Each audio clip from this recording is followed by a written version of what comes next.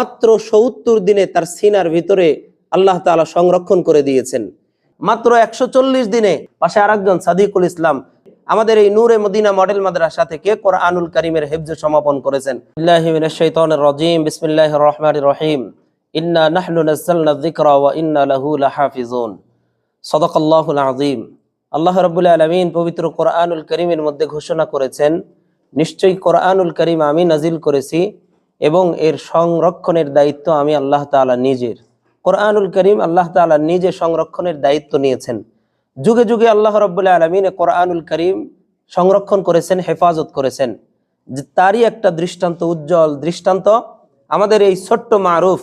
আজকে এই ছোট্ট মারুফ আপনারা দেখতে পাচ্ছেন, যার এখনো গুনার খাতাই খোলা হয় নাই, কিন্তু আল্লাহ রাব্বুল আলামিনের পবিত্র কোরআনুল কারীম মাত্র ৭০ দিনে তার সিনার ভিতরে আল্লাহ তাআলা সংরক্ষণ করে দিয়েছেন। এখন এক পাশে এক কোরআন রাখলে, আরেক পাশে মারুফকে রাখলে, এর সিনার ভিতরে আল্লাহ তাআলা ৩০ পারা কোরআনুল কারীম তার সিনায় সংরক্ষণ করেছেন। এটা বড় আশ্চর্য। এটা কোরআনুল কারীমের এক মুআজিজা। এটা কোরআনুল কারীমের এক মুআজিজা। বাম পাশে দেখতে পাচ্ছেন আব্দুল্লাহ, আমাদের এই ছোট্ট ছেলেটা মাত্র ১৪০ দিনে আমাদের এই নূরে মদিনা মডেল মাদ্রাসা থেকে কোরআনুল কারীমের হিফজ সমাপন করেছেন। পাশে আরেকজন সাদিকুল ইসলাম নূরে মদিনা মডেল মাদ্রাসা থেকে অল্প কিছুদিনে কোরআনুল কারীম হিফজ সমাপন করেছেন। ভাই, কিয়ামত পর্যন্ত কোরআনুল কারীম আল্লাহ তাআলা হেফাজত করবেন।